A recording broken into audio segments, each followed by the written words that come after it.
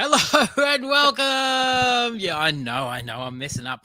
I almost went live a minute or two ago and then realized I hadn't started the recording. So, hence what was going on. Granted, you knew to all this. Oh yeah, brand new to it.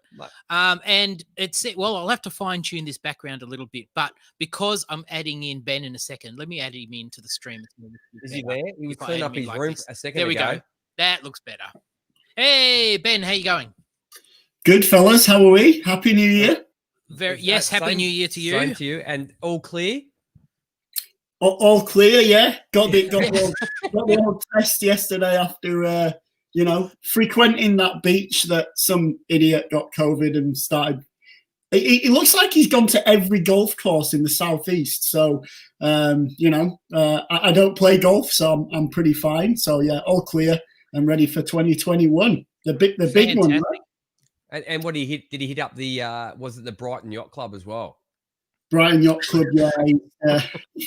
You can tell what kind of character is right there, right? Exactly. Hey Ganley, how you doing?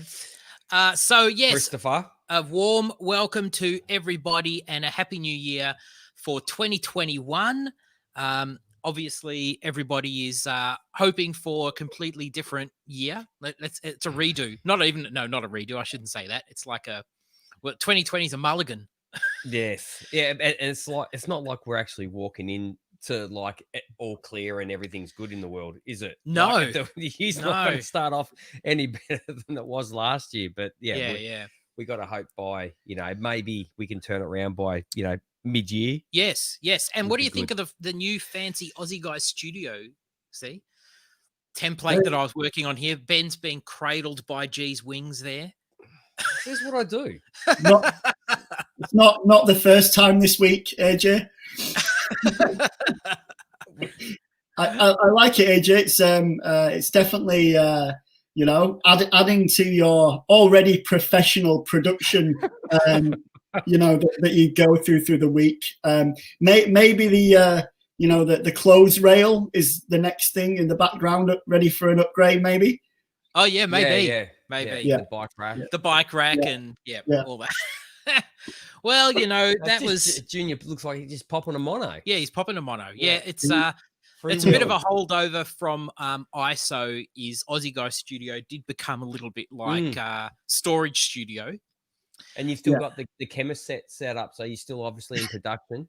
Oh yeah, absolutely. Yeah. Make it a little bit of Walter White, Heisenberg. Yes. Yep. Just supplementing your income. That's what you're doing.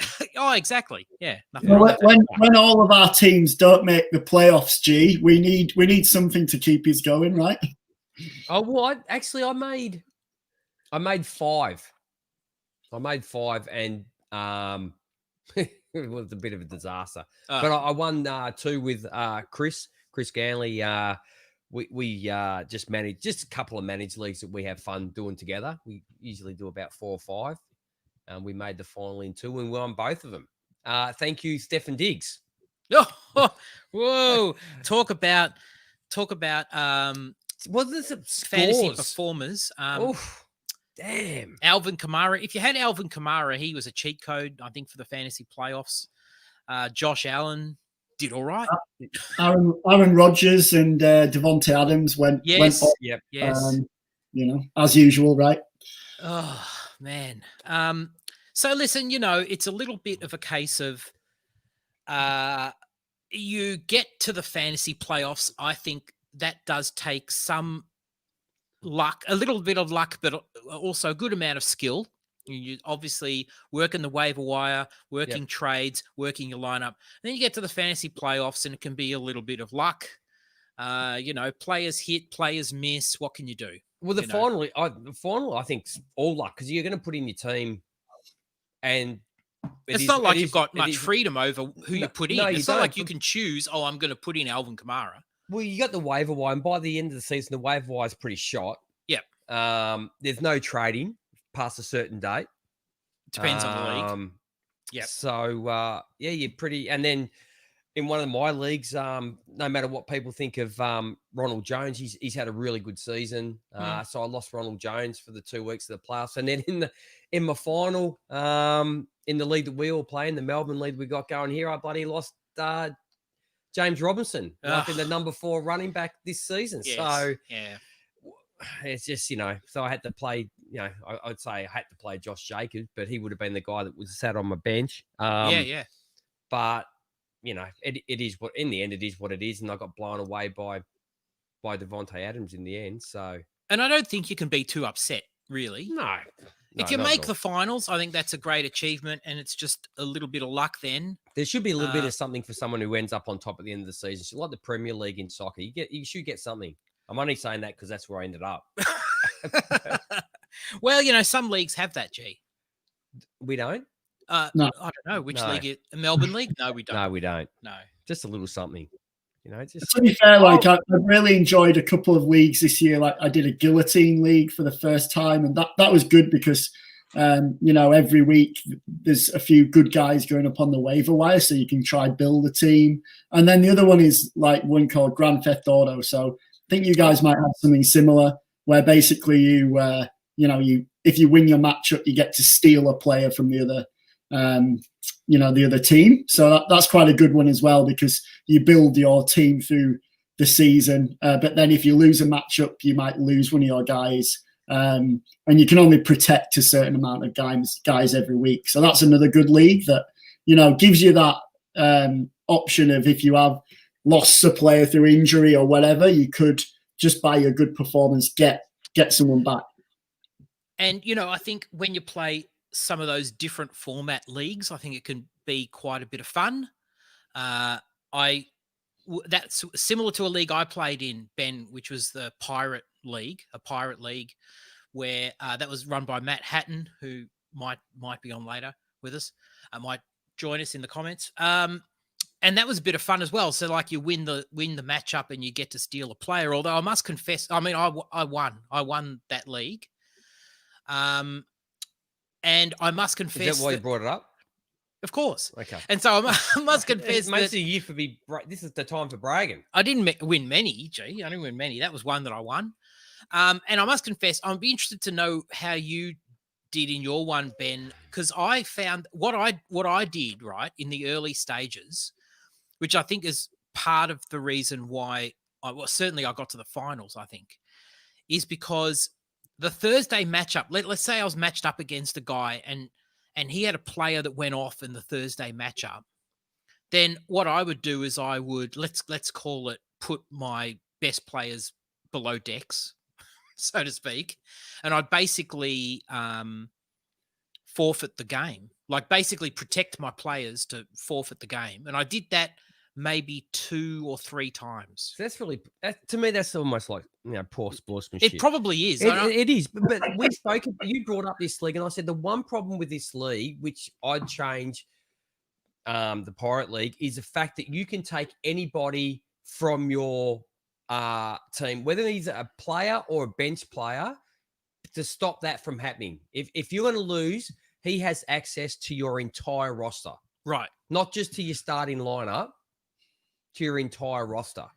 Yeah, I must confess, because I was the first person that did it. After I did it, a few other people sort of said, ooh, maybe that's something that we could do as well. So a few people were doing it, and there were people that I think towards the end were getting a bit pissed off because they were like, well, come on, I've had a good game here, and you've just benched all your good players, basically. Like you had to make the call, like you kind of had to make the call pretty early.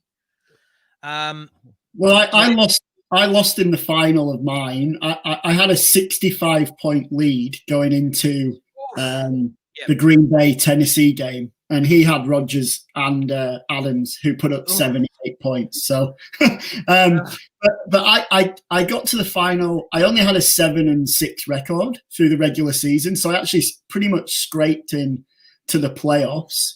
But then in the 3 playoff games, I won each of them, and each week I picked up. So the first week I picked up Mark Andrews. The second week I picked up Dalvin Cook, which was huge.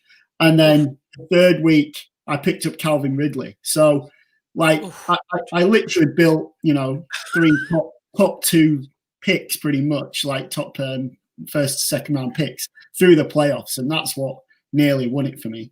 Wow. Yeah. Ganley just asked here, how many people who drafted McCaffrey won their league championship? I'm willing to bet not many. Me and Chris won one. Really? That we had managed together. Yeah. And wow. Obviously McCaffrey was our first pick. Yes. Yeah. So I can't remember what the team. He'll probably put it up there for me if I ask. Thanks, Chris. But I did win 2. So I was in 6 finals. I won 4 of them.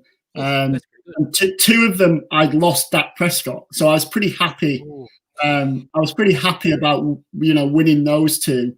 I think that I basically in that league I picked up Taysom Hill, so he got me through a good 2 or 3 weeks, and then in the last sort of few weeks I traded for Drew Brees. I gave up like a second for next year for Drew Brees, but I wanted to win the thing, so I went for it. And G, thanks for in the Superflex Dynasty. Me and you made a trade. I took Marvin Jones off your hands. Did it help? I won by how many? What was it, AJ? 0.5 points, was it? Something like that? Yes, I think so. 0.5. So Marvin Jones, contributed a whopping 4.9 points for that G. So he did help. But the guy that I would have played, Michael Pittman, scored 8 points. So really, it was a downgrade. So you enjoy that. You enjoy that first and third next year. Anytime I can help you out. Yeah. Anytime. I like helping people out, especially for first round picks. Happy New Year to Andrew. Last 2 weeks. Oh, yeah, it's been a bit patchy. We I don't know what happened. Well, you're on holidays. You took I was on holidays. That's right. Caravan for a spin without telling anybody. I did. Yeah, that's true. Hey, send me a photo. Where the hell are we doing the pod this week? No, I'm taking a photo. I'm sitting around the campfire. Yeah. Where were you? Phillip Island. Phillip Island. Yeah. And then last week it fell on Christmas Day. Yeah, I think it did. Didn't it? And let me just tell you, I have worked out because I go to the gym, and let me tell you, leg day, doing legs, which is not a good day. You don't feel too well. I didn't work out my training schedule too well this year, and both leg days fell on Boxing Day and today, New Year's Day. Not good days to be doing legs. I don't understand leg day, but anyway, well, it says a lot about me. So does that mean you're looking a bit like Malcolm Marshall or somebody, or Gladstone Small? Remember the cricketer who was? Oh yeah, Gladstone Small. Yes. Yeah. Hey, but just going back like a couple of minutes ago, but you brought up Calvin Ridley. Now, we were in a bit of a discussion on Twitter this week between Calvin Ridley, Justin Jefferson, and you and the same.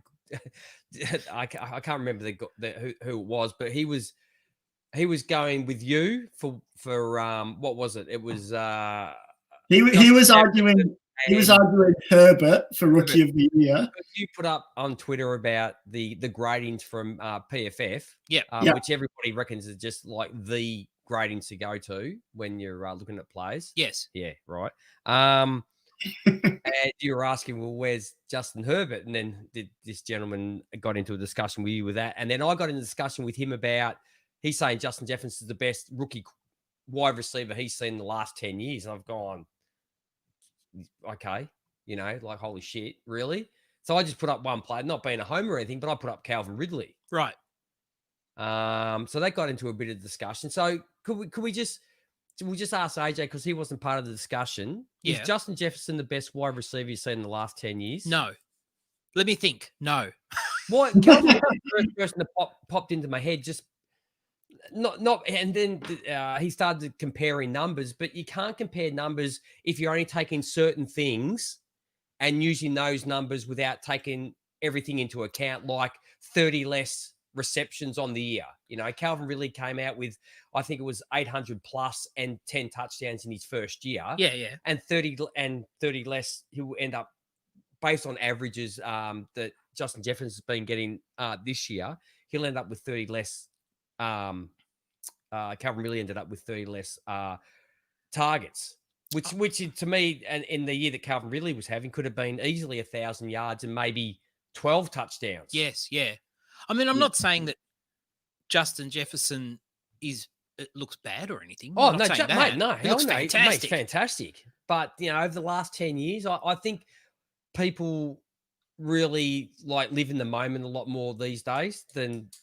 Now, can I just ask you something about that conversation? I came into it pretty late. Just letting you know I'm drinking gin. I'm going back to the old ways because, New year, old ways. Oh, yes. And I got a laptop instead of paper. Whoa! Welcome to technology. I just had to turn it on and get it set up for me. But it looks good here on my lap. Hey, I came into that conversation late. Yes. And when I did, I couldn't make heads or tails of it because the other person, whoever that was, I don't know if they deleted their account or blocked us or something, but the tweets were unavailable. Did you see that, Ben? No. Yeah, I think there's this growing trend on Twitter of people creating an account, going off on, one or two people and then disappearing. Yeah. But he wasn't really going off. He was they were. It was a good discussion. Yeah. And I think we've had this chat, I think, over the past few weeks as well, is that these awards, thanks, Andrew. There's a reason why we've not been here for 2 weeks, mate. We don't need stats like that. Because these awards, I think, as well, like offensive rookie of the year, and who's the best rookie wide receiver 10 years. The best thing I think I would love to see is somebody to decide, and maybe it can be us, because we're such trendsetters, that what are the actual I guess criteria for these positions, and if you are going to give Justin Herbert the offensive rookie of the year award, is that because he gets more points for being a quarterback, or is it because the stats marry up with what you see with the eye? Because I think what you see with the eye is the most subjective thing, right? Everybody can have an opinion about that. I agree. I think CD Lamb, and he showed it last week. He looked fantastic last week. He was catching balls, that Andy Dalton was throwing that shouldn't have been caught, So does that come into it? And I think that's where the Ridley argument comes into it. Ridley looked good because he made things out of nothing, as well as, very efficient with what he did. The argument for me would be, but Jefferson's in a low passing offense, right? So actually what he's done in a low passing offense makes it really, really amazing what he's done, because he hasn't had, that volume that maybe someone if he was on the Chargers. So there's all these criteria, right? There's all these criteria. Senior, mate. With the low passing offense, so that's okay. But if you only thrown to two bloody blokes, it's not a low passing offense for the wide receiver, is it? Mate, your tight ends are getting screwed over. Hey, my boy's coming good. My boy came good in the last week, 2 touchdowns. Yeah. Happy New Year, Hutch. Yeah, you say low passing offense, but he's still getting 9 targets a game. If they're only throwing 20 times a game and he's getting, that's the low passing offense is not affecting him. Absolutely. I mean, Scratch Taylor here. Good. I think this is the point that this guy was trying to make, was that playing QB is way harder than playing wide receiver. Yes. I don't think anybody doubts that. But there's also okay. So does he get more points for that, or how well has he played the position then? Despite the difficulty rating of that position, I would argue that Jefferson has probably played the position better than what Herbert's played his position. And that's fine. Only based on the fact, if you look at what Andrew put up about, the last 3 weeks, he hasn't, he's done nothing. Mate, if he can go out and do that and the Vikings still win, if Herbert goes out and does that, mate, they get slaughtered. That's the difference. Which they have done a couple of times, he has been completely nullified, probably 3 games, two at least. But everything rides on his shoulders. Yeah, but gee, and it doesn't ride on Justin Jefferson's shoulders. No. Hang on. This is a different. You're judging a different criteria. We're not talking MVP. No, we're talking rookie of the year. Correct. Yeah. So we're not saying the person who's had the most impact on their team, are we? It's the player who has had the best year. I think you have to take into account what is loaded onto his shoulders as a player. Right.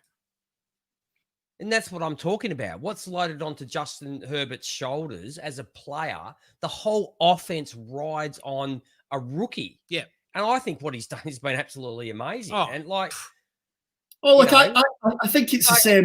Justin Jefferson has got the whole offense riding on his shoulders. He's got Adam Thielen over there. He's got, mate, this is the argument I had with the guy with Justin Jefferson and with Calvin Ridley. Calvin Ridley, okay, it's great you're playing opposite Julio Jones, which everybody, like your safeties watching Julio Jones, more than out of the corner of his eye. But, mate, when you have Dalvin Cook in the backfield, this is an absolute nightmare for defensive coordinators. Mate, the Falcons have never had that. When was the last time the Falcons had a running back? Maybe the dirty, Bird, but,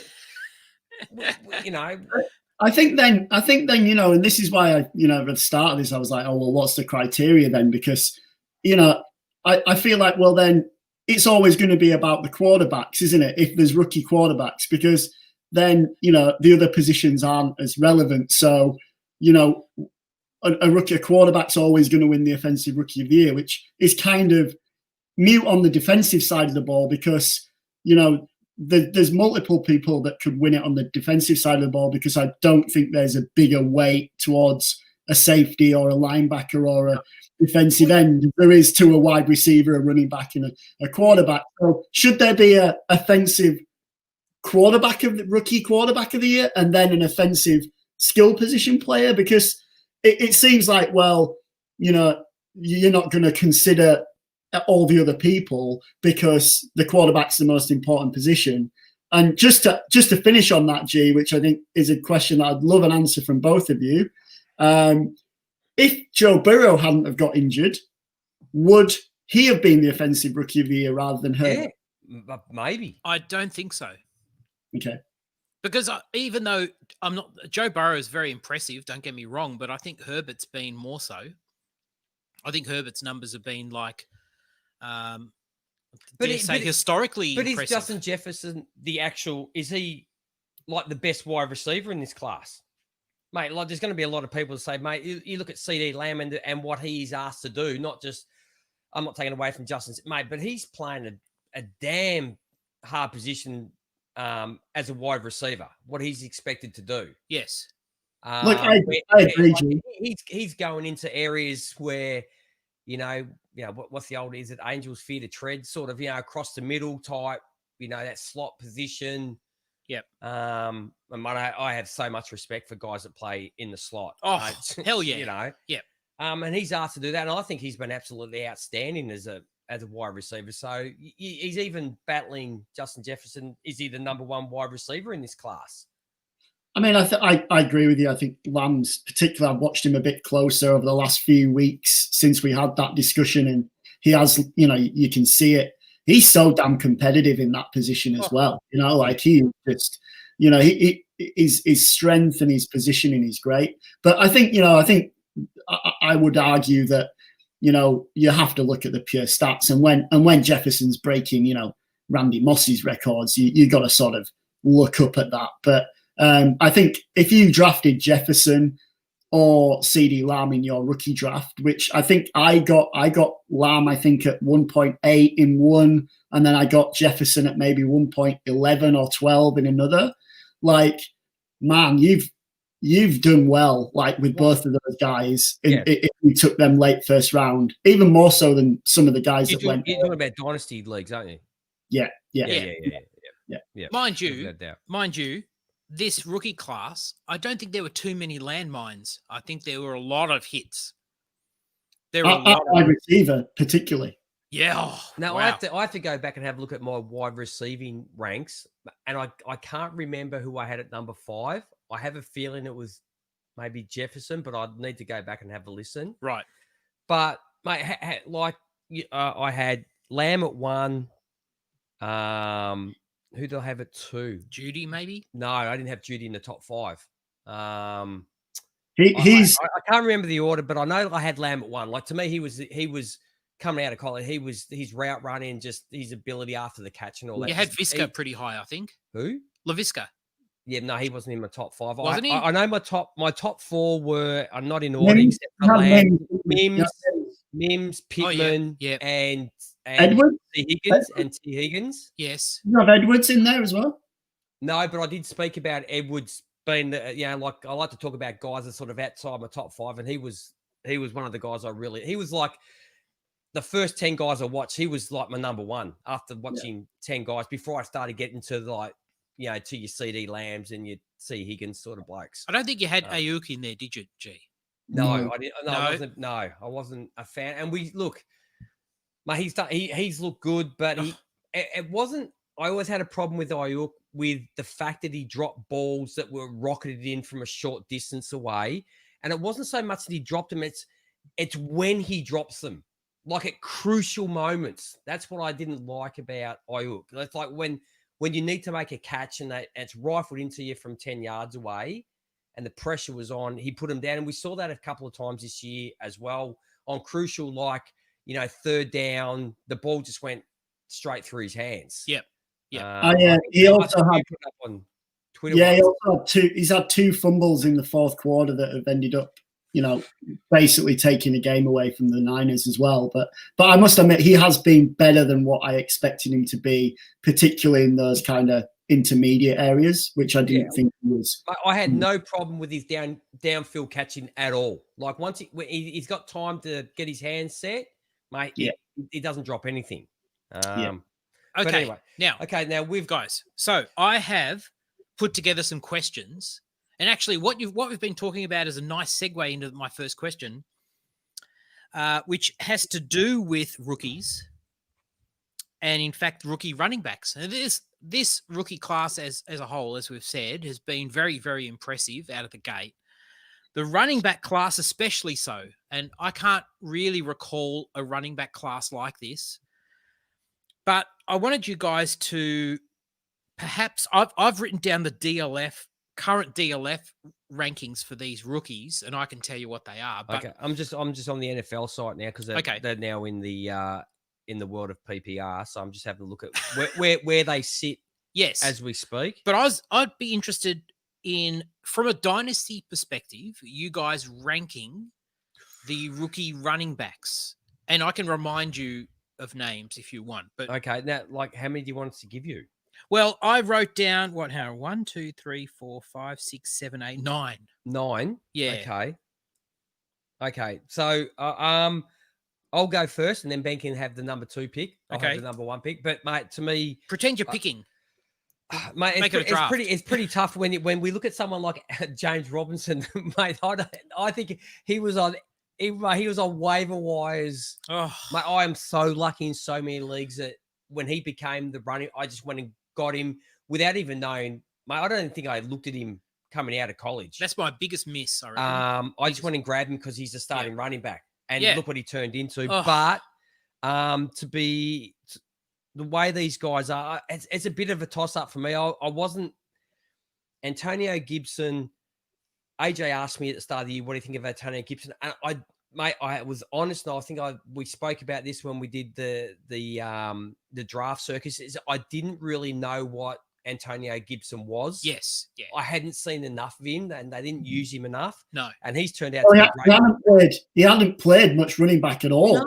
No. Like as a wide receiver, I said that he's not a wide receiver. Yeah. When he played that position, right. And they worked it out pretty quick that he's not. He's a running back. But my number 1 pick, without a doubt, if I could go back in and grab someone again, I think I grabbed Clyde Edwards-Helaire everywhere. But, mate, I'd probably seriously go back and I'd swap that if I could go and grab Jonathan Taylor right now. Yes, I would too. And I do have a few shares of Edwards-Helaire, but I would swap for JT in a second. But remember this too. Yeah. Rookie running backs in Andy Reid's system, mate, shoot out of the gate in their second year. Okay. All Okay, right. so Well, just remember DLF that. have JT as their RB5, the current RB5. Overall. Yes. Yeah. Okay. Yes. And where is he? He's 3, 6, 7th at the moment. Fantasy scoring. Wow. In running backs. Okay, Ben, you go next. Okay. Who's your number 2, Ben? Well, I'll stick with the guy who I had ranked number 1 coming out, and that's Deandre Swift. I think, I loved everything about him. Coming out of I think it was Florida State, was it? I think it was. Just a lot of kind of that Dalvin Cook type look in him. Probably a little bit better out of the backfield as a catcher as well. My worry with him was always, the landing spot. Detroit, Matt Patricia, notorious for, just running backs dying a death, really. It's not just Matt Patricia, is it, mate? It seems to be like a Detroit thing. Yeah. I think Kerryon Johnson last year was their first 1,000-yard rusher for I'm just going to use the modern era for a while. What's his name? That came from the Saints. Reggie Bush. What? Who? Reggie Bush. Reggie Bush. Thanks, dude. Yeah. And he's on that reality show where they watch TV, Gogglebox or whatever. What? Yeah. He's on Gogglebox. Gogglebox? Either Gogglebox or Googlebox or the American version. Googlebox sounds like a good idea. I don't watch it, man. It's Parson and my wife's watching it. I don't watch that crap, dude. TV sucks. But he basically had to, battle with, Adrian Peterson getting lots of carries. He had to battle with, Kerryon Johnson still being there. And also, just the idea that the Lions will be good as well is a hard thing to, think about. I also think that, running backs who go to teams that have got a defensive head coach as well don't tend to do very well. I think they get a little bit overlooked. And I think it's so important that these guys get, a big snap share in their first year that's going to help them develop. I mean, there's the argument going on in Miami at the minute with Tua and whether he should start and all that kind of thing. After what Fitzpatrick did, I think that's mute because he's got COVID as Fitzpatrick. But is Fitzpatrick, sorry, mate, is Fitzpatrick not becoming if he's not already, he's going to become like a cult in himself? Is he not? Well, that was. I think I heard a few of the guys of the around the NFL were like, that's peak Fitzmagic last week. You could not. He could not reach a new level after having his face pretty much torn off. He's looking behind him, and he still manages to complete that pass. Absolutely, he to me when you 10 years time, you can imagine sitting in a cinema watching a documentary about Ryan Fitzpatrick's life. Like, you feel like somebody's going to make a film about it because he's got this cult thing. Definitely. Yeah. I just think that, I think Swift had probably one of the murkiest outlooks to be successful this year, but he still managed to be, I think he's got 7 TDs on the year. He's only had 102 rushing attempts. But he's averaging over 4.5 yards a carry. Like, he will go into next year, whoever's the coach there, as a lead back. And that's quite an exciting outlook, I think, for me. Yeah. And I mean, brand new front office and head coach coming in there. And you would think that a player like DeAndre Swift would be first and foremost in their mind when they're going for the position. Like, he's a marquee player. So you think that they're going to be going in with that mindset of like, wow, look what I've got. Because there's always that argument of like, new head coach, oh, they didn't draft the player. But I think when you've got a player like Swift, you're going to be going there with that mindset of like, oh, I've got an amazing player that I can use. So like you've already kind of like on board with that. Yeah. So and when you've got a defensive roster like the Lions, you're not going to be picking a running back. Let's put it that way. They've got so many needs across the board. Got a lot of needs. Yeah, true. G.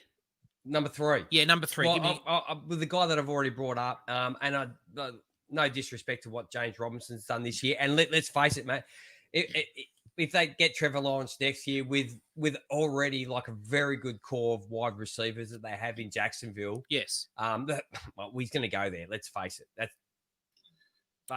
the most obvious first pick of all time. No, isn't it's it? Done. Yes, it's done. Yeah. And that's going to just and if he can sort of get over he's going to have some rookie feeling out stages and whatnot, but mate, it can help out James Robinson because he's had no quarterbacks there at all with any cred. Sorry to Minshew and whatnot, and Glennon. But no disrespect to James Robinson, but my number 3, I'm going to Antonio Gibson. He looked fantastic. Wow, this year. Okay. DLF have him as the RB18. Mm-hmm. Okay. There's a few in between. There is. Where was Swift, AJ? I'm sorry, what? Where was Swift? Ranked? Oh, he's the RB6. 6. All right. For DLF, so that's fantastic. So Antonio Gibson. Okay, nice. Okay, Ben, you want to pick the next one?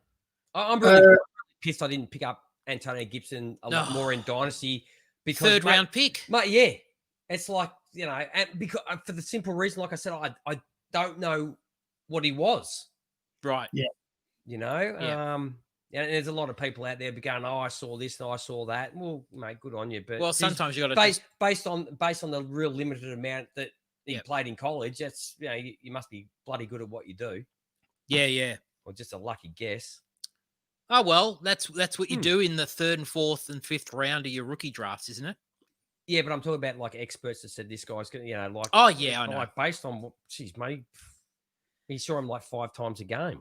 Okay, so Ben, who are you picking now after that pick? Oh, for me, it's J.K. Dobbins. I think, you've seen, I think, over the second half of the year in particular, at the start of the year, not with COVID and everything, he came in and he had obviously Lamar Jackson's, a rusher there as well. You've also had Mark Ingram, who was kind of the incumbent, had a great year last year.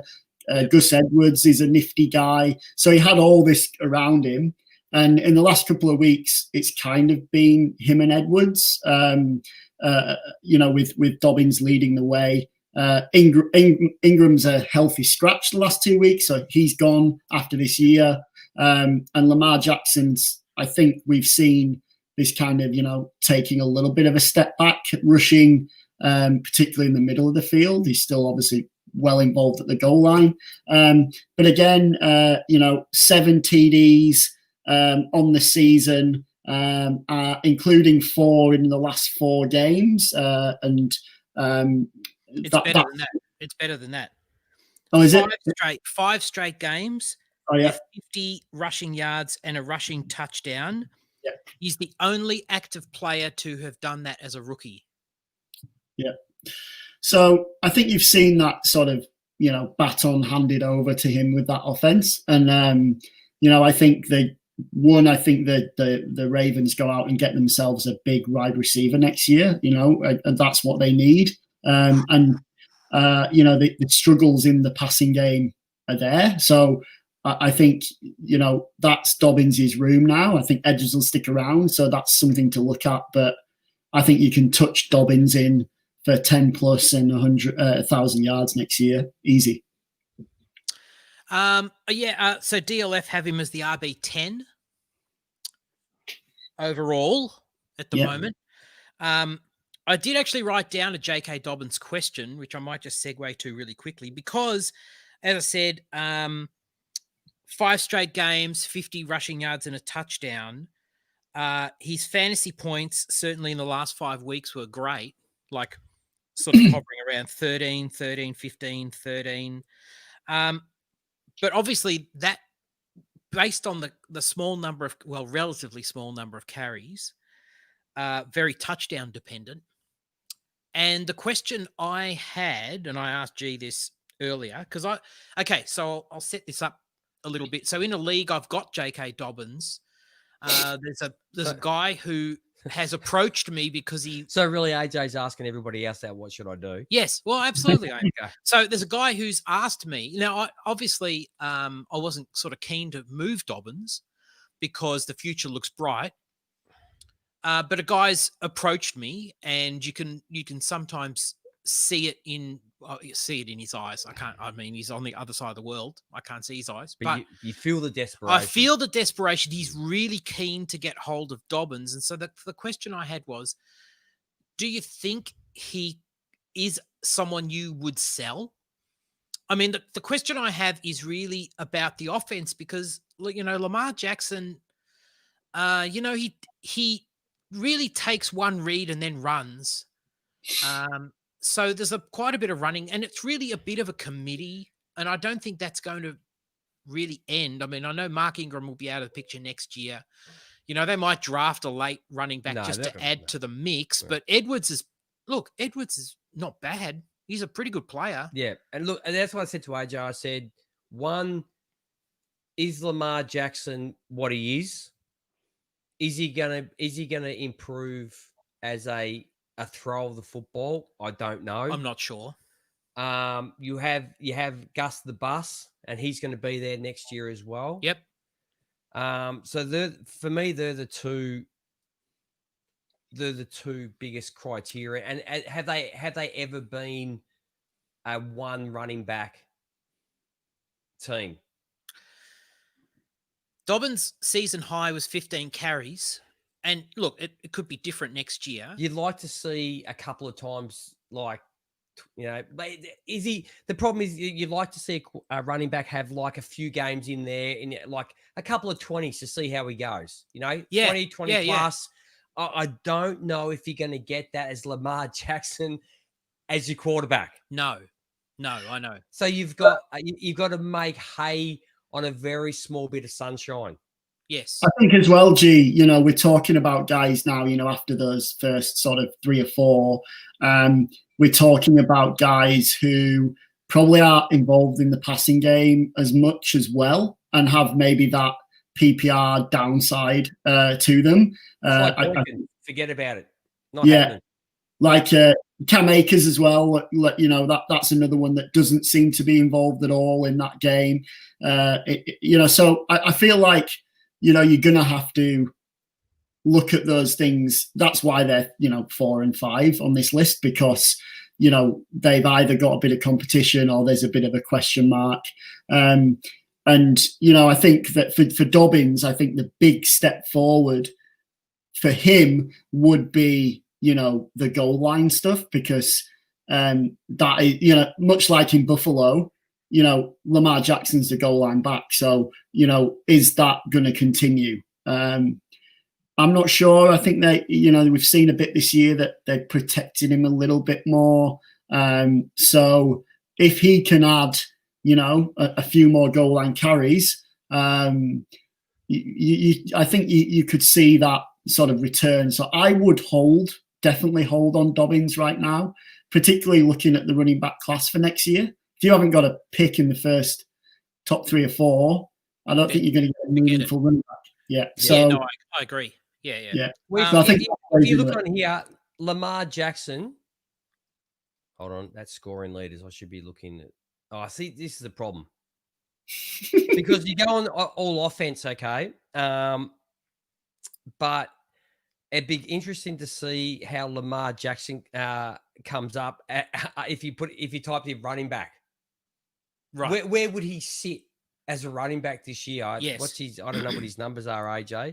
Well, as a running back, yeah, but I don't know. It's going to kill you all the time when you have someone like J.K. Dobbins. I know. That's the question you have to ask yourself. And the amount of times when I saw, because Lamar will honestly just do one read, and then he's either going to go, or the amount of times I saw Dobbins primarily, but even Edwards, but you'd see Dobbins in the backfield, open, completely open, ready for the pass, like so Lamar could just check down to him. He never did. Okay, and that brings you on to, can I do my next pick based on Yes. nice lead in? Yes. My next guy will be Clyde Edwards-Helaire. Okay. Based on the fact that, look, we've got Le'Veon Bell there. Le'Veon Bell's there for one reason. Sorry, yeah, Robinson's my disrespect on us. We'll get to him. I'm sure Ben's he'll be the next pick. Please make him his next pick just to help Andrew. He's not the next pick. Oh God, he's gonna have to earn it. But look, for the reasons I said before, Clyde Edwards-Helaire, you've got Le'Veon Bell there. Le'Veon Bell's there for one reason only, is to, well, one, that helped them win the Super Bowl, but two, to be a backup.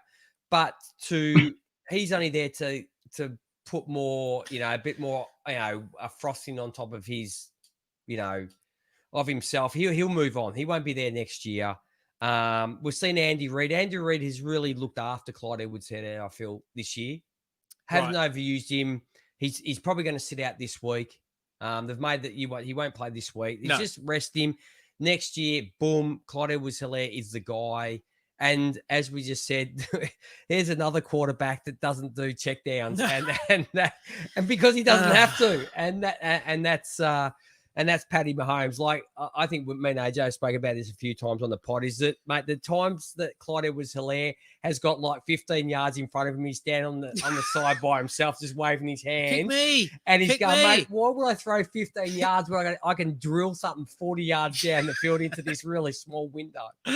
Like the side of a port of a ship. Yeah. But I think if you look at Andy Reid and his work with running backs, his second year guys really explode. So just go back and have a look at Andy Reid's work with his guys. So hold on. So he's my he should maybe I should have gone with that over Antonio Gibson, but Antonio Gibson has really impressed me with the opportunities that he's had this year. Well, DLF have CEH as the RB8. Okay. Yep. Dobbins is the RB10, I think I said before. So, okay. Ben, who would you like to go to? Last one. Before we move on. Well, I think that would be, I agree with even G's picks as well. I think that's probably a consensus there. I think then you're looking at, for me, it was between three. So it was obviously Robinson, who, let's be honest, I think the performance this year deserves him in the top. However, what I've seen from Cam Akers recently, particularly, AJ Dillon. Well, hang on a minute. 30 fantasy points on the weekend. That was the third one, G, because both Aaron Jones and Jamal Williams are not contracted for next year in Green Bay. You would suspect that they would renew Aaron Jones, but at the end of the day, he's going to cost a lot of money, and that's not what Green Bay does. So he could be the lead back there next year, and he certainly showed that against the Titans. He's that, even though he's big, man, he looked nifty. I mean, I remember, his footwork particularly being something that stood out on the tape.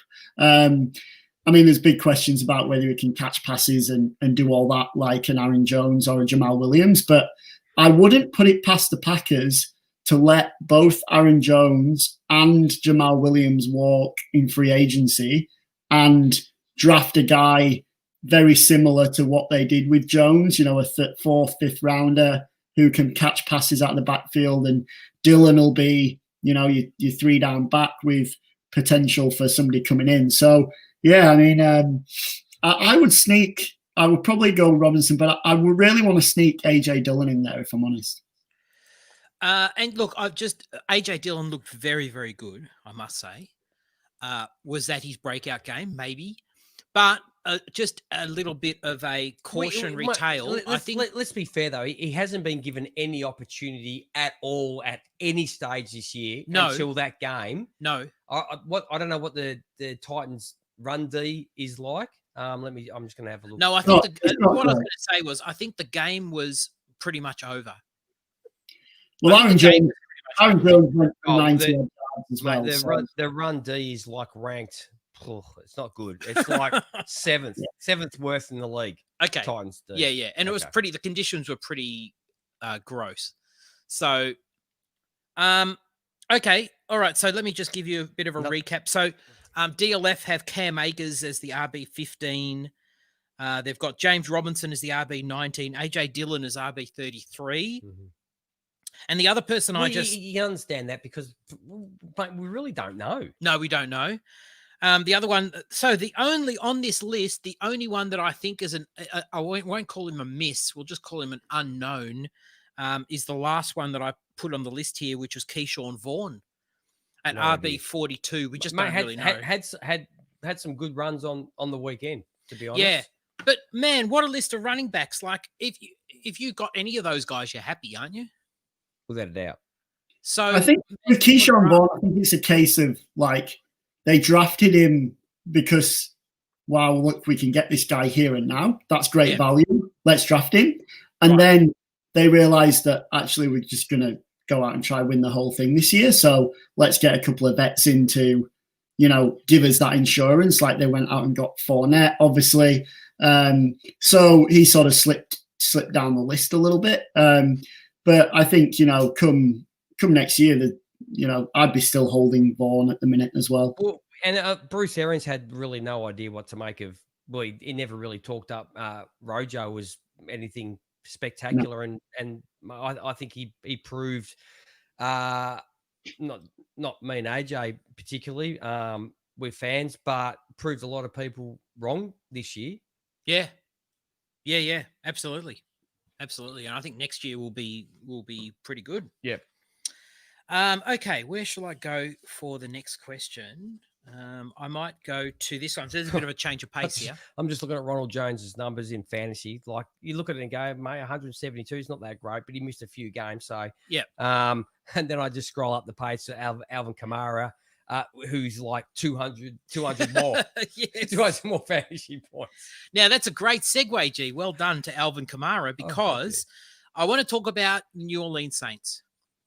So, obviously, Alvin Kamara is, I mean, if you had a startup dynasty draft, he could be your 101, right? Yeah. No. Yep, sure.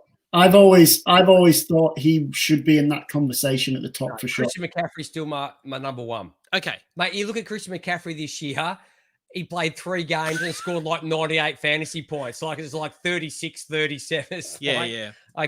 Okay, but he's up there, right? Yeah, of course. Yeah, okay. Now, the Saints are not looking good for next year. If they don't win the Super Bowl, they're in a world of, well, it doesn't matter. They're in a world of hurt for next year. They're the worst for cap next year. They're looking at $95 million over the cap. Now, the cap goes down next year as well, right? Mm-hmm. And they're currently $95 million over. Drew Brees may retire. We'll have to see what happens with that. He currently has a $21 million cap number. $36 million is his salary next year. Dead cap, $22.6 million. Michael Thomas is going to be hard to cut. His dead cap number is $21 million. Obvious casualties when you're looking at their cap room. Quan Alexander, they can save $13.4 million. Ryan Ramczyk, who's a tackle, will save them $11 million. Marshawn Lattimore, $10 million. So there's going to be lots of players that they ditch. Taysom Hill, they signed to a reasonable contract, $16 million. $11 million of that would be dead money. But I think the Saints next year are going to have to ditch a significant amount of talent. And if Taysom Hill is the quarterback under center, like, okay, so if Brees retires, they cannot afford to bring in a free agent quarterback. It's probably Taysom Hill. Taysom Hill's probably the quarterback. And we saw what happened to Alvin Kamara with Taysom Hill under center. No Jameis? Or Jameis, potentially, but Jameis is a free agent. I don't know how they'd sign him. They don't have any money. Mm.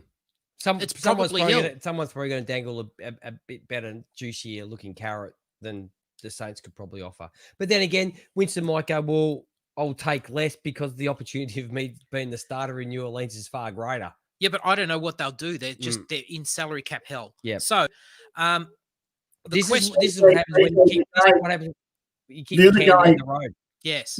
Yeah, the other guy that I think we have to watch out there is Marshawn Lattimore, the outstanding cornerback who I think he was on his 5th-year option next year.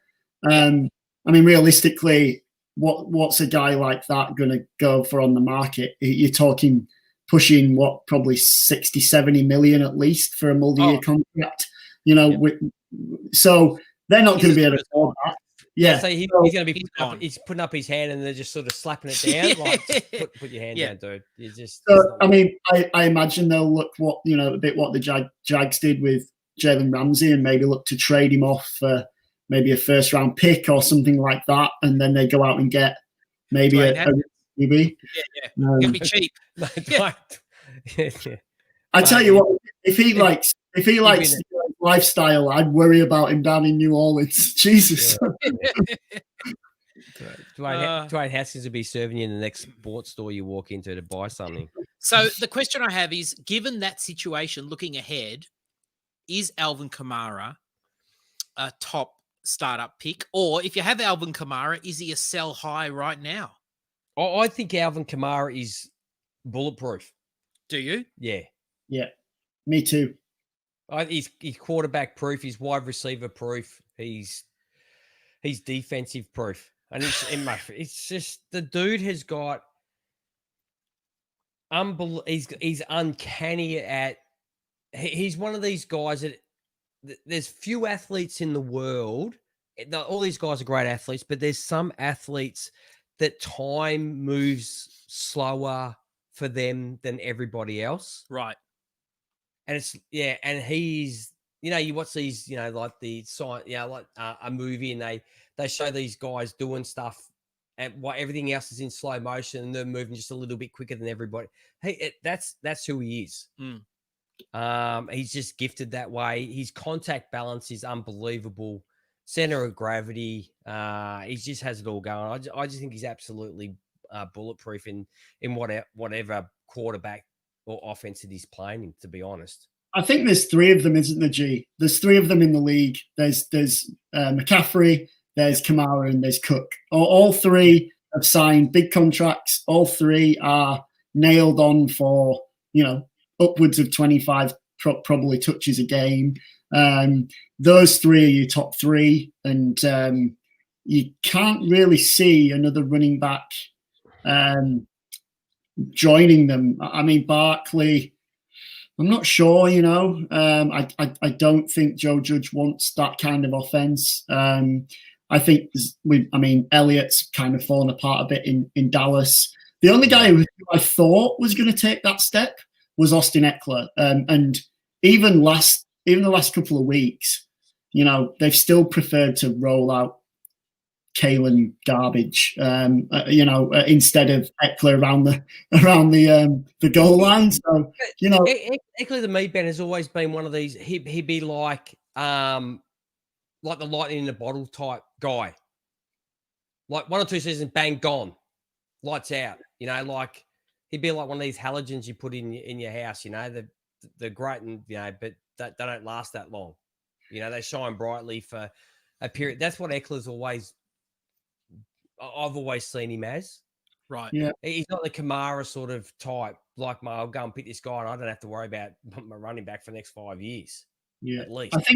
I think what Scratch is saying now about Henry, but he's not catching stuff out of the backfield. And as you saw last week, when the Titans got down big, which this defense can get them down big, he's not really involved. So I would definitely probably put Henry at the top of tier 2, but not the tier 1 for me. Okay. Yeah, Henry's like like a porn star with 1 testicle. Yeah, he's good when the movie's moving along well and everything's going, but as soon as he's got to put in a bit more. I know what I'm going to be seeing when I shut my eyes to bed tonight. Oh man. What's your next question? Okay, let me move on to. I'm going to skip a couple here and go to a question I was interested. Now, there's some talk about quite a few quarterbacks coming into the rookie draft, right? I'm not going to ask you about them. Obviously, we know all about Trevor Lawrence, but when you look, okay, so we're just going to think about if we're doing a super flex startup. You would be surprised when you go through now. Obviously, there's 32 starting quarterbacks in the league.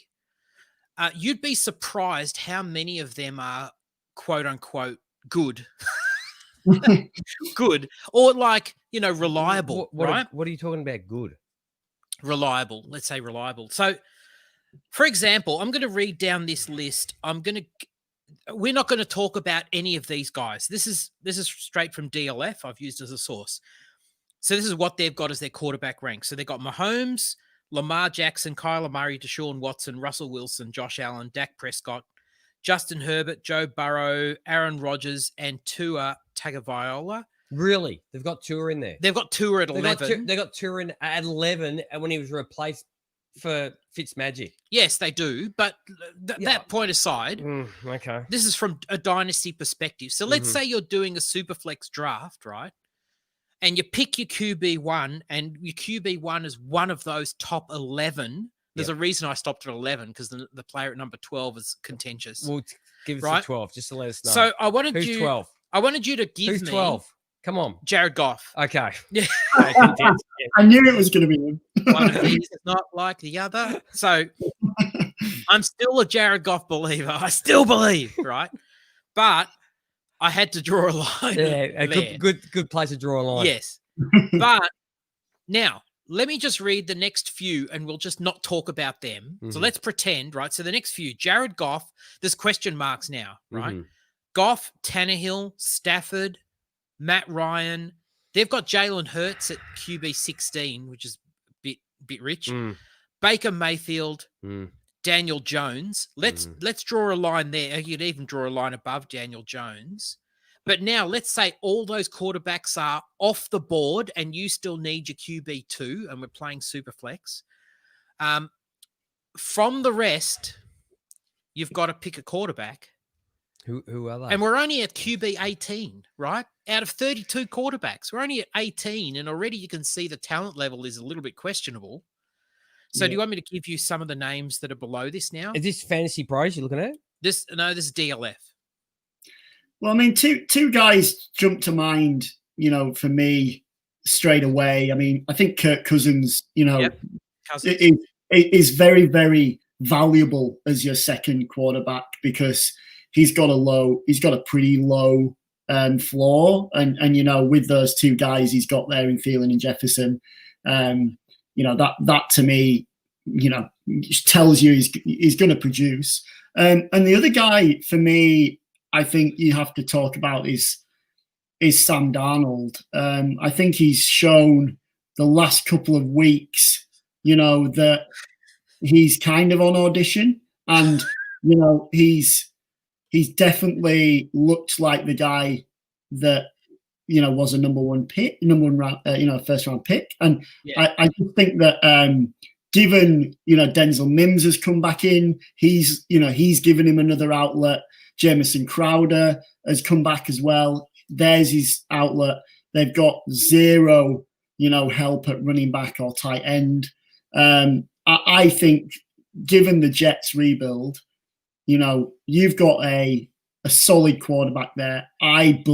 He's got to be there next year with the Jets. Like, surely. Well, surely now. Yeah. Let me give you some names. You have to be a member to get on this. You have to DLF. Yeah. Yes. So let me give you some. Yeah. I'm not tired ass because I'm not willing to pay. So let me give you some names, and you go yay or nay. Okay. Okay. So Cousins, we already. Yeah. Okay. I'll go with Ben with. I'm in the league, and I spoke about this. I think I spoke to you on the phone, Ben. I spoke to Adrian. I'm in the league with a super flex league. I have 4 quarterbacks. You can't bloody sell them to save your life. Josh Allen, Kyler Murray, Lamar Jackson, and Kirk Cousins. Mate, do you think I can flog any of them off to anybody? Yeah. So I've got 4. There's guys in our league that got nothing. Yeah. I'm getting out. Okay, so Cousins was at QB 19. So next one on their list is Carson Wentz. not for me. I mean, needs to change the scenery, but I think that's desperate. But I mean, it's possible. He possibly goes to the Colts. I think Frank Reich likes him. They had a good working relationship. Played his best football under Frank Reich in Philadelphia. Rivers, I think he's a one and done guy. So I think there's potential there. I think he's retiring.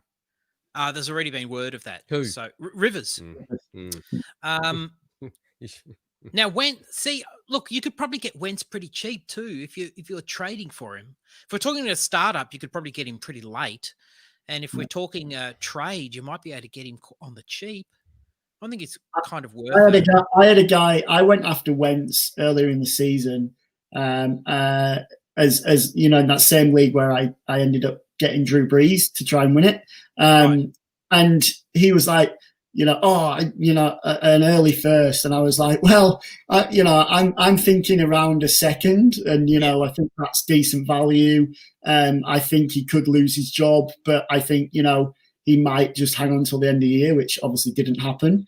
And I saw the other day that he traded him for a third round pick, and I was like, man, oh man, like just know the time. Like I think knowing your quarterbacks is really important. And I just can't see. He's got to move. He's got to move.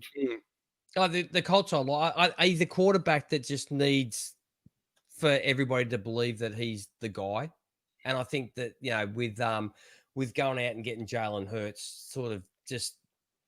I think we spoke about this a couple of weeks ago, AJ. There's some players that, like Aaron Rodgers has been around for a long time, but he's one of these guys that you do something like that and that pisses him off and makes him, which he should be. Like I said, he should be good anyway. There's no reason to go and piss him off. Right. He's a professional football player, but Wentz might be one of those guys that just you go and do that, and to show that lack of trust that you go and get another quarterback does his head in. Yeah, maybe. Yeah.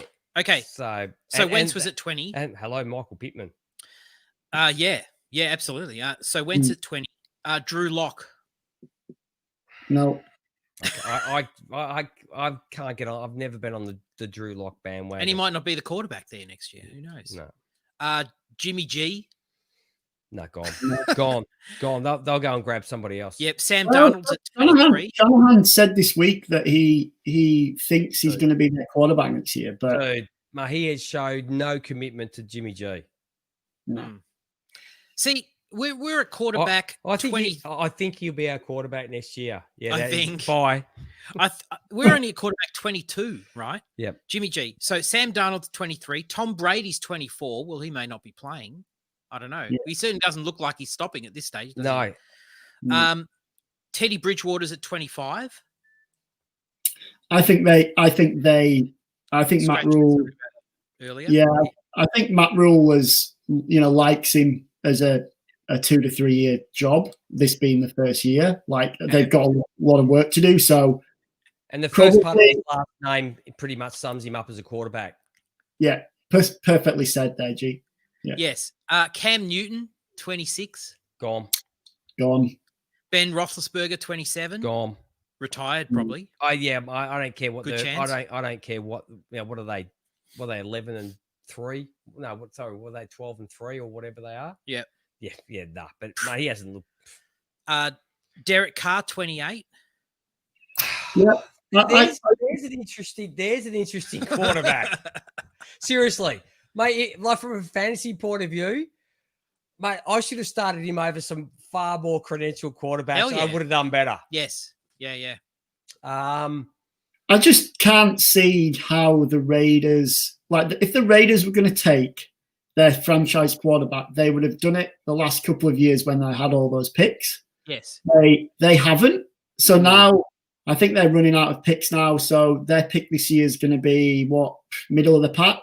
Yeah. So they're either going to have to give up a crap load to go get one of these guys, and they're not going to do that. No, they need to get an edge rusher at least. I think mate, the leading edge rusher has got maybe 3. Was that Farrell? Was that Farrell? Maybe. They need. Crosby. They need some help on defense. Yeah. So yep. Yeah. I think I think he's got the perfect little duo there. I mean, you saw what Mariota did when he came in. If they're probably going to be able to pay those two guys, less than 25 million a year, and that's a good situation for them. Yeah, now you thought it was muddy before, now it gets real muddy. So then we've got Drew Brees at 29. I mean, he may retire. Minshew's at 30, but we know Trevor Lawrence is going to the Jags. Yeah, he'd become a backup. Jordan Love is at 31 for some reason. Jameis Winston at 32. Taysom Hill, Phillip Rivers, Haskins, Alex Smith, Mitchell Trubisky. No. See, these are all guys that, mate, seriously, can you even trust them to start at all? No, I know. Except in the backup role, you can't. See, even if you're Mitchell Trubisky's agent, okay, so he's obviously lost the starting job, 54 times in the last 2 years or whatever. Like they've clearly, if they bring him back in Chicago, it would have to be on a team-friendly deal. Now, if you're Mitch Trubisky's agent, you can probably put a nice little tape together, including the last few weeks, which he's looked pretty good, helped by finally a run game. Can you really do that though? Even if can you really put together a tape? I could put a tape together that makes AJ look good, all right? Yeah, but the agent will be like, anybody buying it in the NFL, mate? Is anybody seriously buying it? No one's buying it, Ben. I tell you what, there's been a few that have bought it recently. Adam Gase, Bill O'Brien. Like there are people out here who will look at these guys. Bill O'Brien, how's he going as a head coach? Yeah, well, but if you think about it, right? There's always another sucker, isn't there? Do you know who I think Mitchell Trubisky is? I think he's the next Ryan Fitzpatrick. I think he's a guy who's gonna, over the course of his career, be that slinger who, runs as well and goes a bit crazy because he's going to learn from this experience with the Bears and be like, how he's tried to be a proper quarterback and he's tried to do the right things and fit the system when really what he should be doing is using that massive frame to get his body downfield, move the chains, give himself the option to throw the ball, because that's what he looked good at in his rookie year, was using his legs, and then the second year they just stopped doing it for whatever reason. Yeah, but he's using his legs before about throwing the football. Yeah, but I mean, I think Trubisky's going to be a guy who sticks around the league. He's going to get a starting job in the next few years for sure. Can I take Ryan Fitzpatrick as a bridge quarterback for next year? Where is he? Where is he? Where? I don't have no bridge idea. Quarterback for where? I have no idea. I mean, he might be still at the Dolphins next Oh, year. you mean on your fantasy team? Yeah. Yes, absolutely. No, look, so we can move on. Out of all those guys you mentioned, yeah, mate, to be honest, I'm taking Derrick Carr. It's not a bad one, is it? It's interesting when you look at that list, how quickly it falls off, though. Mate, we went over the cliff a long time ago. I know. But I'll tell you what, Ryan Fitzpatrick, $8 million was his contract this year with the Dolphins. I reckon he could go get freaking Mike Glennon got a $10 million contract last year. Like, you know what I mean? Like, somebody's going to give him money to start. Like, I reckon he could go somewhere really, really exciting, like Atlanta. I can remove him from the PG. I can just do. No, that's all right, man. Mate, I want a cult figure at the Falcons. Hey, and a corner that then catch a ball on an interception in the end zone would be that'd be nice. Yeah. Andrew's got a good question here about the Steelers. 2021 quarterback. I mean, if Roethlisberger's not there, and they're not in position to go and grab one, no. I think Ben will be there for at least another year. Yeah, they'll give him another year. Yeah. But he doesn't. He doesn't look that great.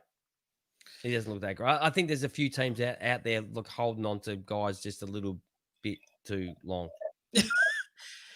Yeah, But then true. again, mate, like we said, quarterbacks don't go, with one position. You need to feel like only one position, and there's not enough kids coming up through the I ranks know to fill it's these incredible. positions. It's incredible. So you think of the So it's just it's quarterbacks just becomes like a really badly run recycle plant. and this year was a good year for quarterback. I mean, it essentially looks like 3 starting quarterbacks from this year's crop, and this one coming up will obviously Trevor Lawrence, but there's a few others who are getting first round talk, first round discussion, and you can see there's going to be jobs for them. Yes, clearly, right? Clearly, which kind of brings me to the next thing, which is the Jags. Let's talk the Jags for a minute, because the one thing they've done, which the Jets failed to do, is they've stitched up the 101. What's going on with the Jets? Successfully stitched up the 101. Seriously, what's going on with the Jets? Oh, mate, how good the Falcons doing? We're up to pick 4. Oh, well done. Yes, it's fantastic. The Chargers are winning games. I don't know why. Don't win this week. There's about 4 teams on 4 wins. Just don't win this week, please. Don't win. Yes, the Texans have also managed to lose 4 straight, which means Miami's that was traded is now the 5th pick. Happy days. Like how good the Miami's sitting there going, how good's this? Now the Jags. Let's talk Jags for a second. Bill's getting the brown paper bag. The Jags, as well as stitching up the first overall pick, they've actually got a boatload of extra picks. So they've got the Rams' first round pick and 4th round pick from the Jalen Ramsey trade. They've got the Vikings' 2nd round pick. That was from the Yannick Ngakoue trade. They've got the Browns' 5th from the Ronnie Harrison trade. The Jags, when we're talking about cap space before with the Saints, 75, is it, AJ? 75? They've got 75 million in cap space next year. They're the best situation. And you get to go for a ride on Shah Khan's yacht. The most in the league. Now, they not only have a nice, handy little crop of young talent, such as DJ Shark, James Robinson, and Laviska Shenault, but they're going to add Trevor Lawrence into that team. What are we feeling about the 21 Jags? And what are we feeling about players like, is it a good time to go and buy players like Laviska Shenault and DJ Shark? Well, can I reference this before you guys speak? I mean, surely the coaching staff has to change. Doug Marrone cannot be the head coach next year. I mean, look, he's done nothing with that team. He's chopped and changed the quarterback. They haven't developed under this guy. So I think basically now they're going to dangle the carrot to somebody, to say, you've got your first round pick, Trevor Lawrence. You can also go out and get another guy in the first round. You've got massive cap space. I believe the GM got fired last week. Yes. So you'd think the coaching staff's going to go as well. So first of all, who is going to be the head coach there? Because I think that has a massive sway on what then happens next year. Right, but you're going to get someone and front office who comes in with the mindset. Think of Cliff Kingsbury coming in and thinking, well, Trevor Lawrence is my guy. Well, and it could be Dabo Sweeney. It could be his current coach at Clemson who comes in and takes over there. Like that would be really interesting because he's been very successful with Clemson. Joe Brady's another guy that's been mentioned. Definitely, I think they're going to do the college type route. I think Urban Meyer as well has been mentioned. So, because if you look at, got a root in there, well done. Look at who are the coaching candidates for that job right now from the NFL? I'm not sure, to be honest. I think Arthur Smith, who's the Tennessee OC, he's been mentioned. Robert Saleh apparently has been mentioned. There's going to be a lot of coaching positions filled this year. Oh yeah. There's going to be a hell of a lot. I think we're going to see more than the boat. Oh, yeah. More than the boatload than we've seen before. Raven, yeah, Eric Bieniemy. Yeah. So I think it does matter who the head coach is there, because I think whatever Trevor Lawrence does next year, I think it won't be as good as what we've seen this year from Justin Herbert. I think there will be a few more learnings from Trevor Lawrence, but I think that whoever the offensive coordinator is, rookie of the year, Justin. That's right. Herbert, that is, not Jefferson. Sorry, man. No, mate, that's fine. Yeah. But I do think he'll find it a little bit harder. He struggled a little bit this year, and I won't talk too much about him as a quarterback. But even with the weapons there, I feel like that Jags team is not set up to make him succeed.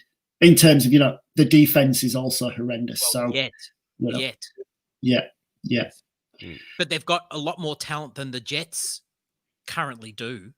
So if we were talking about him going to the Jets, man, that almost makes you. I mean, there it doesn't. There goes my trade for Denzel Mims. Well, yeah, that's right. I traded for Denzel Mims. Going, how good's this in a couple of years? Yes. Well, for exactly that reason, like mid-season, I was thinking, well, listen, Denzel Mims is a pretty handy buy if you're looking ahead. But now is the same. Can you say the same thing about Laviska Shenault? He's going to get the bombs. Trevor Lawrence bombs downfield, man, that could be really... The dude's got an arm. He's got an arm, and Laviska Shenault, man, he's got the technique that could be like a Josh Allen, Stephon Diggs kind of match. I mean, it's interesting, isn't it? Don't put him in the Josh Allen please. That dude's got a he's got the best arm. He's got the best arm in the NFL. In the NFL, no, I know. That's a mate. They're talking about a cannon. I don't know how big cannons get, but that's one of those World War II German ones they put on the train line that they shot. Yeah. That's some V2 rocket shit. Yeah, launching from France into London. Sorry, Ben. No, I just think that in the AFC South as well, you've got to think about how realistically he's got to go up against that Colts defense a couple of times a year. Right. He's got to go up against the Titans defense, which I think, if they get a pass rush, that it's not too bad there. I think that, it's been suffering because of one thing. The Texans have probably a worse defense than they do. So that's probably, next year's Texans against Jags games, Deshaun Watson against Trevor Lawrence with the worst defenses in the league should be pretty fun. Yeah, I just think there's a long way to go there, and I would be tempering expectations for Lawrence. Raven here is saying Gase is supposed to get the Patriots O-line offensive coordinator job. Rumors from Boston. Man. Okay. Really? Okay, Gase is going to stay in the league. Okay. Mate, 2 in a row can get you, pretty good position. Would the Jags not be better off taking a second-year Darnold than a first-year Lawrence? No, mate. Give me a first-year Lawrence. Trevor Lawrence looks pretty damn good. Who is hated more, O'Brien in Houston or Gase in New York? Oof. Oh, geez, that's tough. Maybe Gase in New York. I mean, because the New York fans are a little bit more passionate. It's like, what do you add a Neapolitan? What's your second choice? Is it vanilla or strawberry? Like that's tough. You always go chocolate, do you, G? Did you say? Chocolate, dude? Oh, hell yeah, mate. Did you say favorite. What's your second choice? Vanilla and strawberry? Yeah. So your chocolate first. Chocolate, Neapolitan? No way. Chocolate's a third. What? Yeah, yes. I agree with you here, AJ. I'm with you here, AJ. Definitely. I'm strawberry 1, then vanilla 2. Chocolate is like, oh well. Listen, how is strawberry not surprised me that you're 1?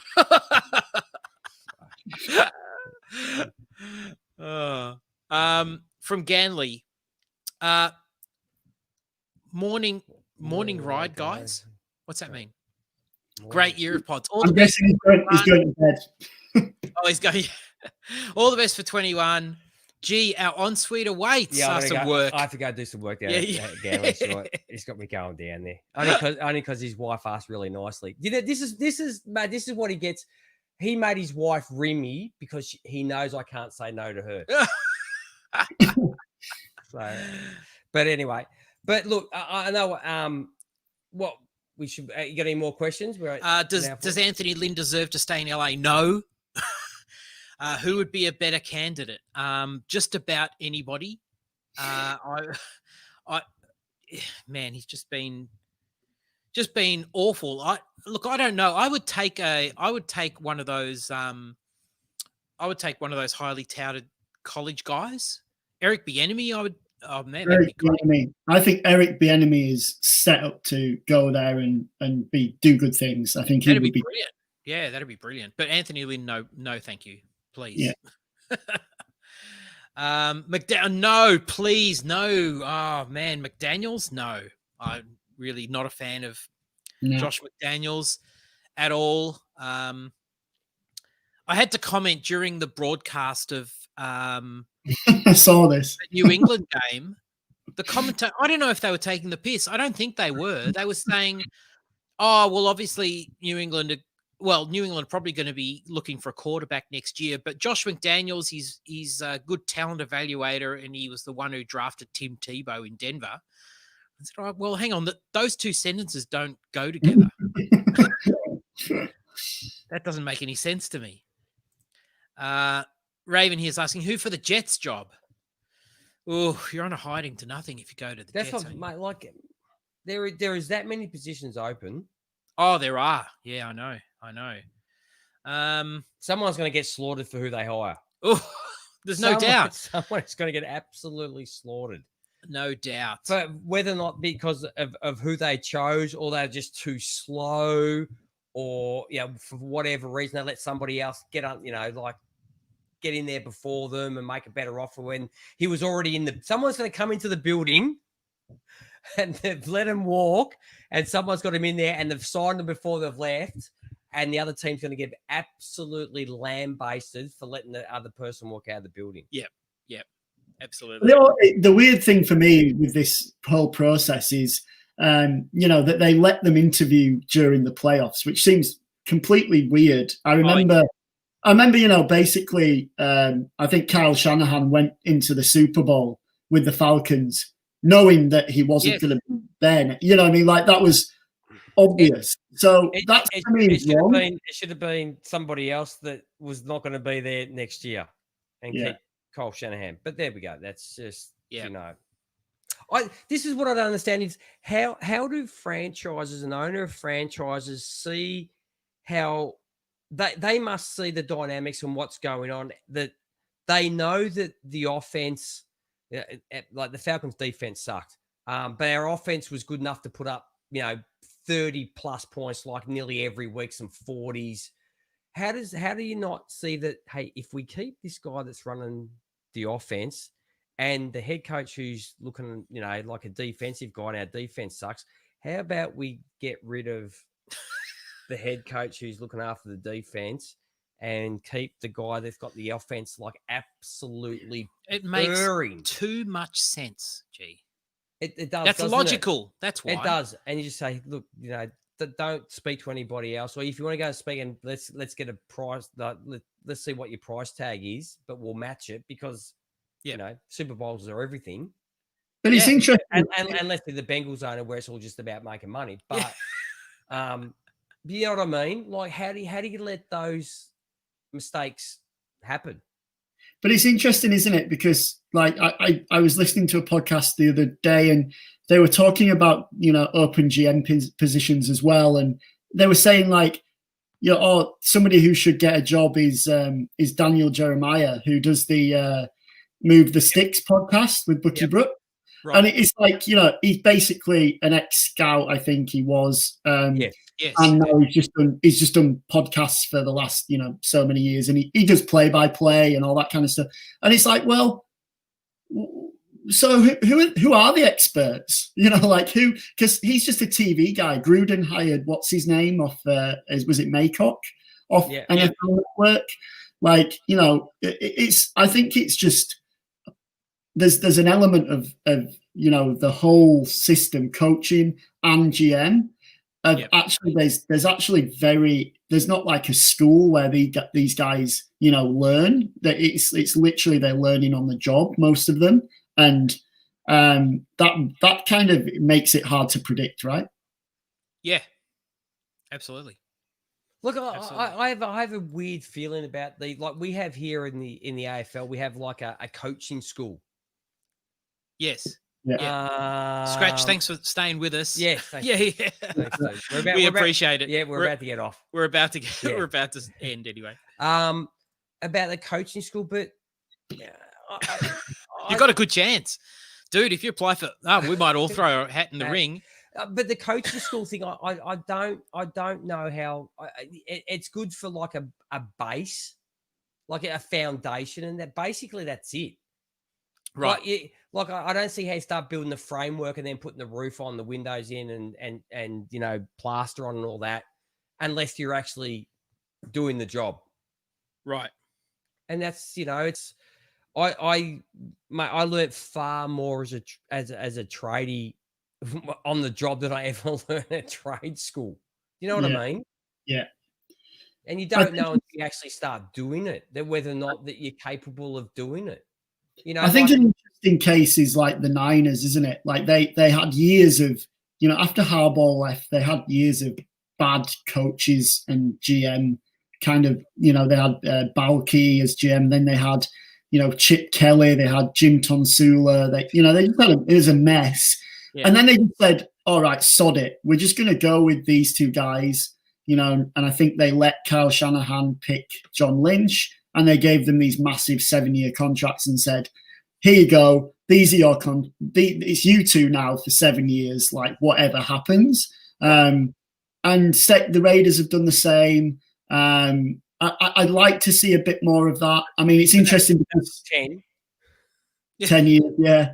I'd like to see a bit more of that, but at the same time, my opinion is, Kyle Shanahan's a terrific coach. Not sure about a head coach, but John Lynch for me hasn't really made a big impression as a GM. They've had a lot of, high draft picks that haven't worked out, or bad free agency signings. He's got really lucky with George Kittle, 5th round, great. Yeah. But really not much else there in terms of drafted players that have done well with or free agents. So, it's an interesting kind of dynamic. I think, the head coach and the GM, who picks who? That's an interesting one for me. Does the owner pick them? Does the GM pick the head coach? Does the head coach pick the GM? It's all over the shop across the league. Yeah.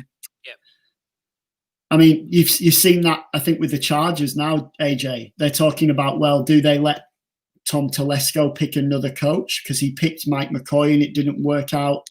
He picked Anthony Lynn and it didn't work out. So does he have to go now and they get someone else in? Or?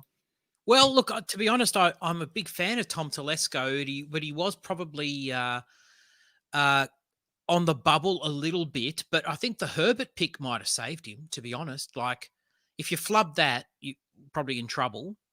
Yeah. But having picked franchise seemingly, touch wood, franchise quarterback, that probably saves him or buys him some time. I think he's pretty good. And the decisions they've made in free agency and salary, contract signings and stuff, it's all pretty good, pretty level-headed stuff.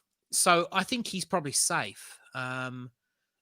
But I mean, it was interesting at the Falcons, it worked the other way around. Dan Quinn got to sack all his staff about 3 times before he then got sacked, and the GM got sacked at the same time, right? Yeah.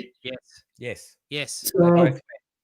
So that was obviously then the owner entrusting the GM head coach for a long time and then deciding, well, we're still not winning, so I'm getting rid of both of them. They're actually helping each other pack each other's boxes off the desk. Yeah, as they walk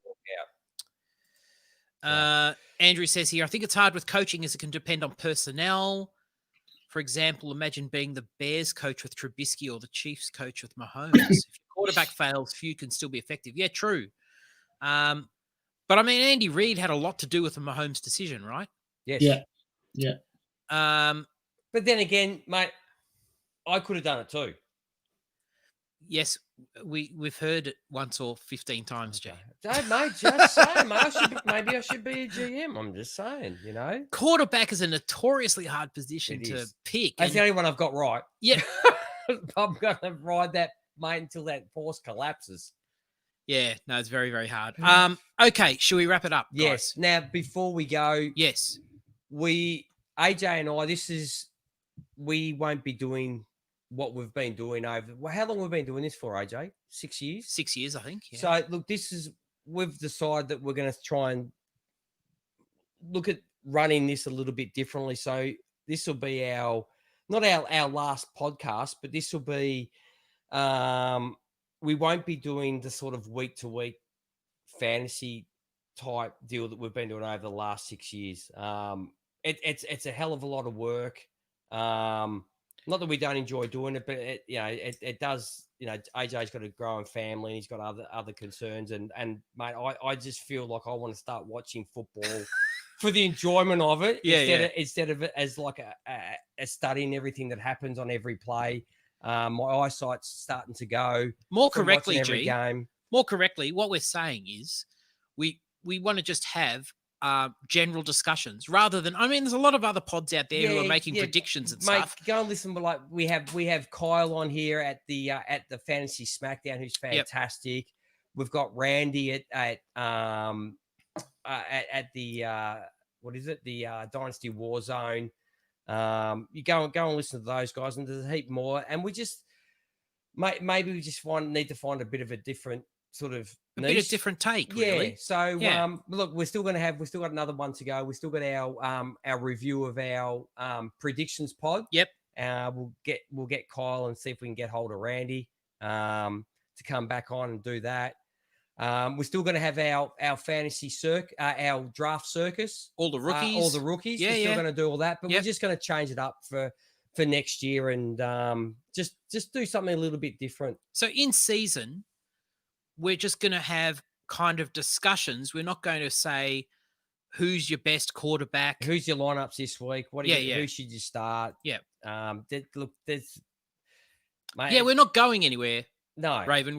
There's that many people doing it that you have to build a goddamn fucking ark these days because of the flood of it is just incredible. Yeah, and it gets bigger every year, and everybody wants a piece of it. We're definitely still on Twitter, and we're just changing our style a little bit. So in season, it may just be like, for example, with the Finns going so well. I mean, it may just be like 1 week we just get one of the Finns guys on, and we just talk about the Finns, or we just it'll just be not so much scripted. Not so much scripted. Exactly. Yeah. Because I really like to sit down and just watch football for the sake of watching a game and enjoying the game without worrying about what everybody else is doing on the field. Yeah. Precisely. Yes. So guys, when I came over here from the UK, you guys were a massive. I love the game and I used to watch it. In the UK, it was a bit easier. You'd roll the soccer in on a Sunday. The soccer would start at like midday and finish at like 6 p.m. And then the 1 p.m. games in the US would start at 6 p.m. So, it was kind of perfect and I just used to love it. But since getting over here, really got into it a hell of a lot more. And you guys are a massive part of that. And I think, a lot of people obviously feel the same way. So just two things from me. One, I thought it was great that you spent $15,000 upgrading the screen here for your last major pod, and then secondly, as kind of the honorary member of the last couple of months, like every other American journalist on Twitter is doing right now, my DMs are open, guys. So if you've got any jobs, come and hit me up because these guys have just sent me to the street as well. So, cheers, Raven. Because thanks, Ben. Raven just said we keep it real. Listen, that's all we want to do, and we're kind of really conscious of not just mirroring or just parroting what like a whole ton of other people are doing. and probably, frankly, doing it better. Like, we just want to kind of Oh yeah, hell, mate. Yeah. just have conversations and just, as you said, just kind of like what we've been doing the last kind of month or so anyway, really. Yeah, look, I think this year we've sort of changed it up, but instead of setting our alarm, we've made it a little bit. Yes, in a nutshell, Andrew. Yes. Yeah, that's pretty good. If I can come up with like 4 questions, Andrew, and let them the other like probably similar to what we do when we have the team previews. The team previews, where we just ask a question and we let them go with it, and then we just sort of piggyback off the back of them. So we're going to become more like a parasite. Parasite. No, we're just going to get interesting people on. We'll have interesting discussions. We'll just talk about whatever there is to talk about. Yeah. But we're not going to focus so much on, okay, give me your quarterback sleeper for this week, G. Yeah. And, because it's just, man, it's just, and I know that for you, G, especially, we're starting, look, with the Thursday night game, puts a lot of pressure. And with the Monday night game, if you're trying to put together rankings and things, and G, I know you religiously will watch every single game. It's a lot of bloody time. It is a lot of time. Yeah. But look, my family's pretty happy with that part of it. To be honest, that I'm not around. I'm not around. But man, my eyesight is really has really gone downhill in the last 12 months. From watching that computer screen. And Matt Waldman will definitely get on. Oh yeah, when look all those the draft circus that we started a couple of years ago. Yeah, that's what we started calling it. Trademark. We're gonna keep doing that. I love looking at the rookies and getting it wrong every year. That's a great part of it. And everybody, having their thoughts on it. That's perfect, and getting people on that, like Matt. Absolutely. Cheers, awesome. Hutch. So we just want to do the stuff that we really kind of enjoy, and some of that other stuff is a bit of a grind, to be honest, isn't it? Yeah, mate. We've been doing it for 6 years, and it has become. If you don't enjoy it, you're not going to put the same amount of effort into it, and it has become a bit of a chore, and this was never meant to be. No, look, no, that's not true, because when you start doing it, it is a chore in a way, because you have to do it because you want to do the best you can at it. Yes, but after a while, it's like anything. It's like I seem to have like a 6 or 7 year, time frame for everything that I ever do. You're married for longer than that, G. Yeah, I know, but that's that. But that comes down. That's financial. That's different. That's financial. But yeah, you have a period of time that you really put a lot of effort in, and after that, it's not that we don't want to do it. It's just that we want to try something else. Yeah. And we want to be, look, like as we said right in the beginning, also, like when we started doing this pod, as you said, maybe 6 years ago, there was 4 of us when we started. There were 4 of us when we started. But when we started, there weren't nearly as many podcasts. No. So now, if you go on Twitter, there was someone posted, sometimes I find these tweets absolutely ridiculous. Someone posted like, hey, can anyone out there recommend a fantasy podcast for me to listen to? And there's about 100 replies, all these people, but it was basically all the pods like self-promoting. Like, here, listen to us. So there's like literally thousands upon thousands of fantasy football pods out there now. So, like, man, you can, if you want to find out who to play this week, good luck. Everybody's getting information. There's so many people doing that. And so we sort of thought, do we really want to kind of just do that? We probably don't. No. So we'll just try and find a little bit of a different niche in the market. Precisely. So, yeah. And we're not getting paid for this. No. Not yet. Not ever. No, it's cost us money. Not ever. Although, gee, you'll be very pleased. I haven't done it yet, but I'm going to get those headphones with the boom mics on the thing. Oh, okay. Nice. Yeah. Yeah, because all the money that you've saved on the drinks of the pod, you could probably buy a few sets of those. Yeah, no. And still be in front. I'm going to use the winnings from Rocky Illusion to do it. Oh, okay. There you go. I just put the winnings back into, back into the pod or whatever. Nice. So anyway, so it's, not a, What's the saying? It's not goodbye. It's not goodbye at all. No, It's just we're changing. It's not a riverdirty. There's a word that means not goodbye, but so long for now, sort of type thing. Is that right? I don't know. No. I only speak English, and I don't do that very well. Where are the beer sponsors, man? We tried. We did try. We did try. We did try. Chris Ganley, our good mate, good friend of mine, and he wrote to Dan Murphy's, but Dan Murphy says, "Hey mate, hashtag not sponsored, not sponsored. No, we get like 400 a week. Yeah, you know, who are you? Yes, no, never heard of you. No, so that was a shame. But look, in the end, mate, that I still go down there and buy the drinks to the pod. Well, I didn't get them today because I went back to the old gin and tonic, very strong. Yeah. Not slurring my words though, so it wasn't strong enough. And they're still getting the money out of us every week. Yeah, they've got a very good range. They do. www.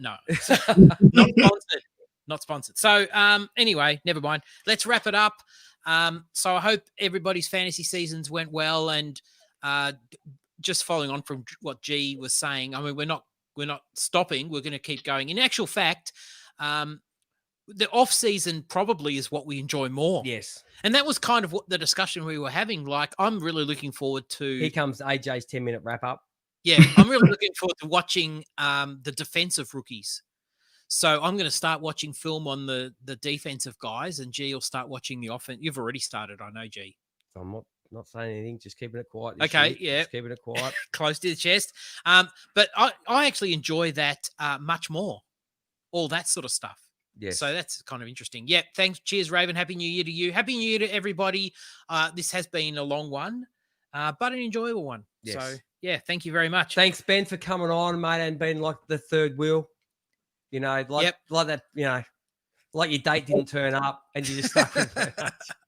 Mate, it's been every weekend since I turned 16, mate. Well, at least you went out. I didn't go out as a teenager, so there you go. Well, thanks, everybody. So hope you're keeping well. Happy New Year once again to everybody.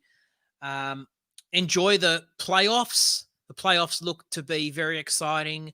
Some good week 17 games on the slate. Mate, can you believe at the moment, can you believe that Washington is slated in the playoffs? Right. It's just unbelievable. Like, what are they? Like, is it 7 and they 7 and no, they're 6 and 9? They could be 6 and 9 currently, so they could finish 7 and 9. But the Colts, who could finish 11 and 5, could miss out. Yeah. Anyway, I mean, and that's with an expanded playoff roster. 15 minutes to explain. You're still doing a pod. Yeah. But yeah. Yeah. All right. Okay. So I'll wrap it up. So anyway, thanks everybody. We're gonna screw over Andrew now. We're not doing one now. Fuck it. Yeah. Thanks everybody. Keep well. Until next time, on behalf of Ben, G, and myself, we'll catch you next time. See you later. And